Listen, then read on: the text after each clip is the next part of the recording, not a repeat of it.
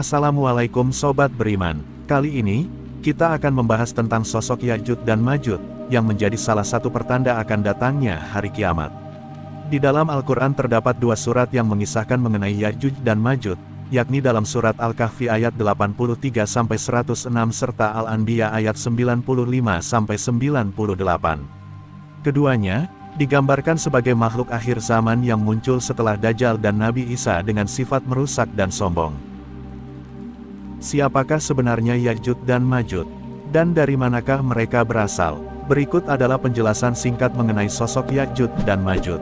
Dalam sebuah riwayat, Ibnu Katsir menerangkan, bahwa Ya'juj dan Ma'juj keturunan Adam alaihissalam dari silsilah keturunan dari Yafits bin Nuh alaihissalam. Mereka adalah manusia, namun tidak memiliki kemampuan untuk memahami perkataan manusia. Sedangkan secara fisik, mereka tampak berbeda dengan manusia pada umumnya.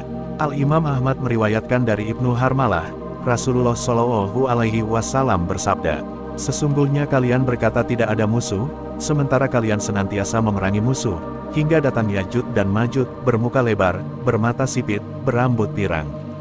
Mereka datang dari setiap arah, wajah-wajah mereka seperti tameng yang dilapisi kulit."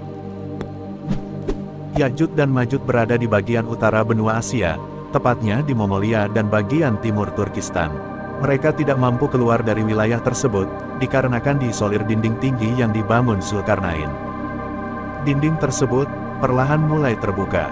Rasulullah Shallallahu Alaihi Wasallam bersabda, "Hari ini, dinding Ya'juj dan Ma'juj telah dibuka seperti ini." Lalu beliau melingkarkan ibu jari dengan jari telunjuk. Terbukanya dinding itu perlahan akan bertambah, hingga pada masanya nanti akan hancur.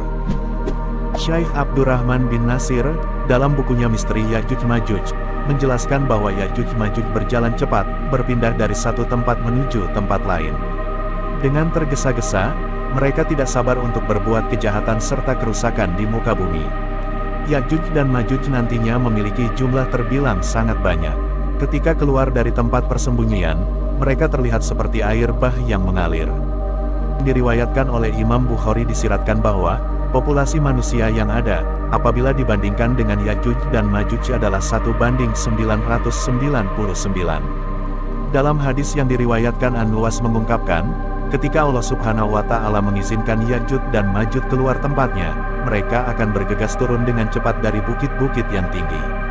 Kemudian, gerombolan pertama melewati Danau Tabariyah, lantas meminum semua air dalam danau tersebut hingga tak bersisa. Hadis riwayat Muslim, At-Tirmidzi, Abu Dawud, dan Ibnu Majah. Allah berfirman dalam Quran Surah An-Anbiya ayat 96-97. Hatta idza futihat Ya'juj wa Ma'juj wa hum min kulli hadabin yansilun wa qtaraba al-wa'dul haqq فإذا هي شاخصة أبصار الذين كفروا يا ويلنا لقد كنا في غفلة من هذا بل كنا ظالمين. Hingga apabila tembok Ya'juj dan Ma'juj dibukakan dan mereka turun dengan cepat dari seluruh tempat yang tinggi. Dan apabila sudah dekat kedatangan janji yang benar kiamat, tiba-tiba terbelalaklah mata orang kafir. Mereka berkata, "Alangkah celakalah kami, sesungguhnya kami adalah dalam kelalaian mengenai ini, bahkan kami adalah orang yang zalim." Keluarnya Ya'juj dan Ma'juj dari tempat persembunyiannya adalah salah satu tanda hari kiamat. Para penguasa dunia tak akan sanggup menghentikannya, bahkan kaum muslimin yang ketika itu hidup bersama Nabi Isa. Pada akhirnya, Allah sendirilah yang akan membinasakan Ya'juj dan Ma'juj dari bumi ini. Allah Subhanahu wa Ta'ala mengirimkan sejenis ulat untuk menyerang leher kaum Ya'juj Ma'juj, hingga mereka binasa. Jasad-jasad mereka bergelimpangan dengan bau busuk yang sangat menyengat. Allah lalu mengirim burung-burung untuk mengangkutinya serta menurunkan hujan untuk membersihkannya. Itulah tadi pembahasan mengenai Ya'juj dan Ma'juj.